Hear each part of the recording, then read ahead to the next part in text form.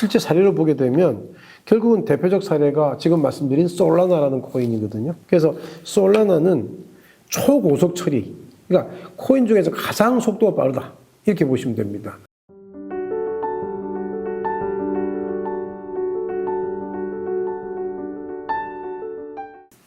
안녕하십니까, 오문서입니다.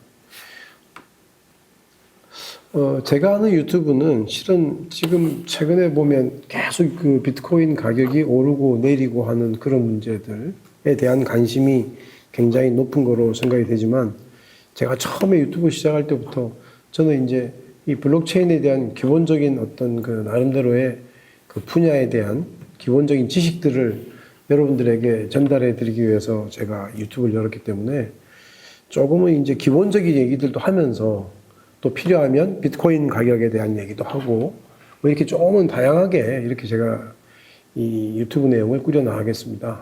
오늘은 그 트릴레마라고 하는 이 블록체인에서 말하는 이 트릴레마라고 하는 것은 어떤 내용인가? 뭐 일반적으로 여러분들이 뭐 유튜브 같은 데서 이런 얘기들을 하지는 않는데, 일단 그 여러분들이 대학원 수업이나 이런 데서 들어가 보면 이 블록체인에 대한 기본적인 얘기를 할 때는 이 트릴레마 얘기들도 반드시 나오거든요. 그래서 이 얘기도 한번 오늘 해보려고 합니다. 교수님, 요즘 블록체인 이야기에서 트릴레마라는 말을 자주 듣는데 정확히 무엇을 의미하나요? 기본적인 내용이기 때문에 여러분 알아두셔야 될 것 같은데요. 우리가 보통 딜레마라는 말은 많이 쓰죠. 그러면 이 딜레마라고 하는 것은 이 두 가지의 내용 중에서 하나를 선택하게 되면 하나를 잃게 되는 이런 어떤 상황에서 쓰고 있는 용어가 딜레마인데, 여기서는 딜레마는 2개짜리인데 트릴레마는 3개짜리입니다. 이 3개의 내용 중에서 3개를 완벽하게 쫓아갈 수가 없고, 그 중에 1개 정도는 포기해야 되거나 굉장히 어떤 그 정도를 낮춰야 되는 그런 어려운 사항을 트릴레마라고 부르는데요. 이 블록체인에서의 트릴레마는 보통 3가지 요소가 당연히 등장하겠죠. 첫째가 탈중앙성, 이 디센트럴리제이션이라고 하는 거, 분산화되어 있는 거. 또 하나가 이 보안성 문제, 보안이라고 하는 거, 시큐리티의 문제고, 확장성이라고 하는 것은 여러분이 보통 확장성이라고 하는 것은 이 스케빌리티라는 말을 쓰는데 좀 더 쉬운 말씀으로 드리면 스피드입니다. 속도입니다. 속도가 빠르면 확장성이 넓은 거거든요. 그래서 이 세 가지 내용이 모두를 다 잘하긴 힘들다라는 얘기죠. 쉽게 말하면. 모두를 다 잘하긴 힘들어서 탈중앙성이나 보안성을 높이다 보면 이 확장성이 낮아지고, 확장성을 높이다 보면 탈중앙성, 뭐 보안성 이쪽에서 문제가 생기고 하는 겁니다. 그래서 우리가 이제 탈중앙성, 보안성, 확장성이라고 하는 이 3가지 요소가 어떤 이 3가지를 다 잘하려고 하면 하기 힘들다라고 하는 것이 이 블록체인에서의 어떤 트릴레마라고 하는 거죠. 그 3가지 중 탈중앙성은 왜 그렇게 중요하다고 보시는 건가요? 실은 탈중앙성, 이 디센트럴라이제이션이라고 하는 것은 블록체인에서 가장 중요한 개념이죠. 그래서 이 블록체인이 처음에 등장할 때 우리가 어떤 그 해커가 해킹을 할 때 서버가 하나만 있으면 그걸 해킹하기 쉬운데, 이 블록체인이라고 하는 것은 기본적으로는 많은 어떤 그 쉽게 말하면 서버가 여러 개 있다는, 많은 N개의 서버가 있어가지고 그 N개의 서버 중에서 반 이상, 반을 초과하게끔 해킹을 해줘야 해킹이 된다는 거잖아요. 그래서 이게 분산화 또는 탈중앙성이라고 하는 것은 블록체인에 있어서는 가장 중요한 하나의 추구해야 될 가치라고 보고 있는 거죠.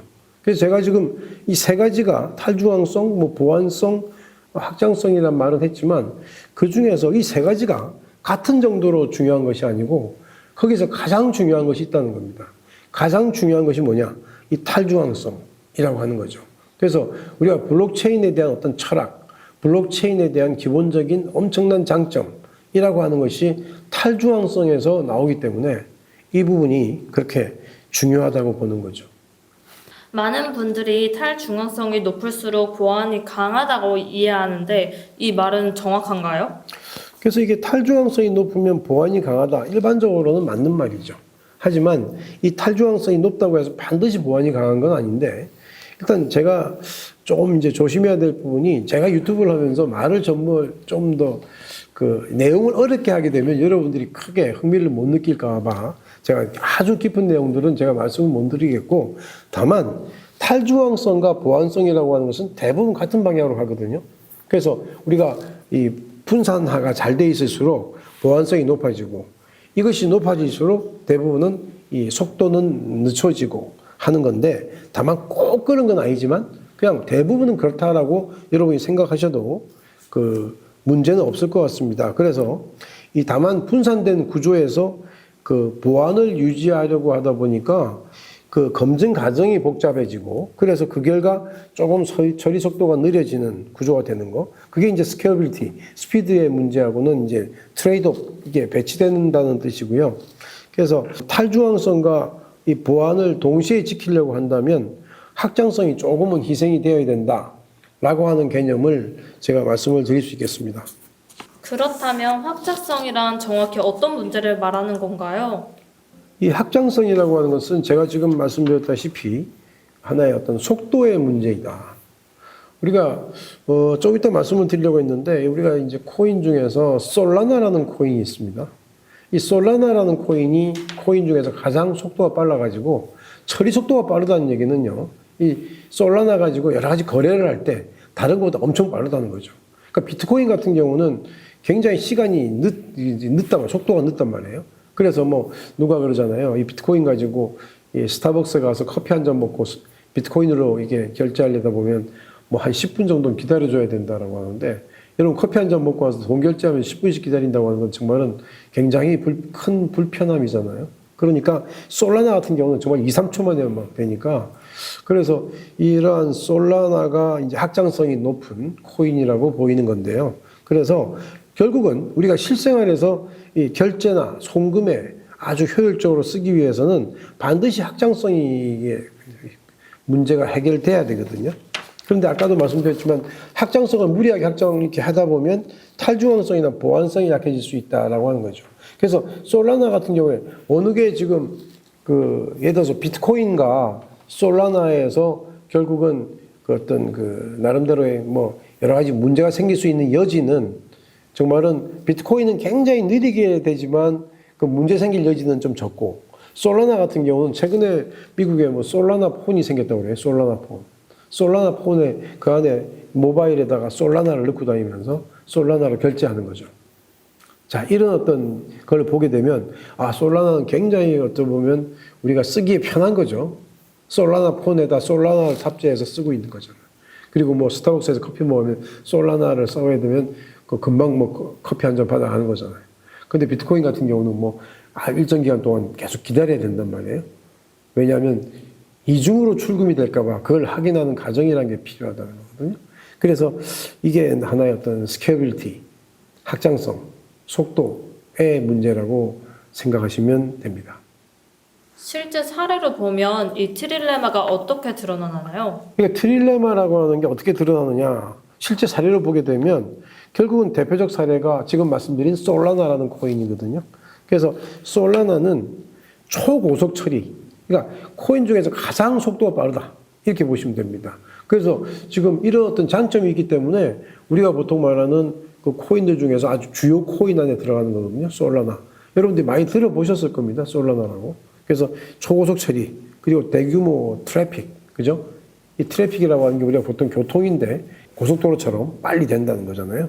그래서 거기에 대한 초점을 맞춘 게 솔라나인데 그 결과 보게 되면 이 솔라나가 워낙 빠른 것은 실은 중앙 집중이 될 수가 있다는 거죠.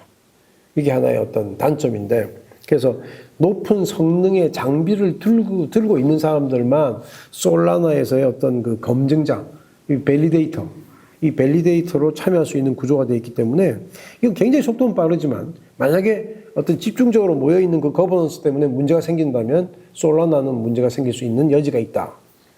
이렇게 생기는 거죠. 그렇다면 이런 구조도 블록체인으로 볼 수 있을까요? 이런 구조도 기본적으로는 블록체인 구조를 솔라나도 채택하고 있다. 이렇게 보시면 되는데 참여자가 조금은 제한되어 있는 어떤 참여자로 되어 있냐면 굉장히 그 고성능의 장비를 가지고 있는 참여자들만 참여하게 해서 이런 부분들은 조금은 아주 전통적인 블록체인의 철학과는 거리가 있지만 그렇다고 해서 솔라나가 블록체인을 가지고 쓰지 않고 있다 이렇게 볼 수는 없거든요. 그래서 그렇게는 말씀드릴 수 있죠. CBDC도 블록체인 기술을 쓴다고 하는데 이것은 어떻게 봐야 될까요? 우리나라 그 지폐를 그냥 모바일에 코인 형태로 바꾼 것이다. 이렇게 생각하시면 됩니다. 여러분이 5만 원짜리 지폐도 있고, 만 원짜리 지폐도 있고, 5천짜리 지폐도 있지만 그걸 CBDC로 만들어서 우리의 월렛에다, 모바일 월렛에 넣고 다니는 거거든요. 근데 CBDC는 실은 우리가 블록체인 기술을 사용해서 할 수도 있고, 블록체인 기술을 사용하지 않을 수도 있어요. 이 두 가지 다 가능한데, 다만 이 CBDC가 이 분산 원장 기술, 다시 말하면 블록체인 기술을 사용한다고 하더라도 거기에 대한 어떤 그 여러 가지 어떤 룰에 대한 최종 결정 권한은 어디에 있느냐? 중앙은행에 있다. 우리나라 말하면 한국은행에 있는 거거든요. 한국은행에 있기 때문에 이거는 이제 그 블록체인 기술을 쓴다고 하더라도 하나의 어떤 허용된 사람들에 대해서만 들어올 수 있는 어떤 그런 어떤 그 차별화된 그 어떤 중앙화 시스템하고도 가깝기 때문에 이게 블록체인 기술을 사용하지만 좀 본질은 조금은 이 블록체인의 어떤 본질과는 좀 거리가 있다. 이렇게 말씀을 드릴 수 있겠습니다.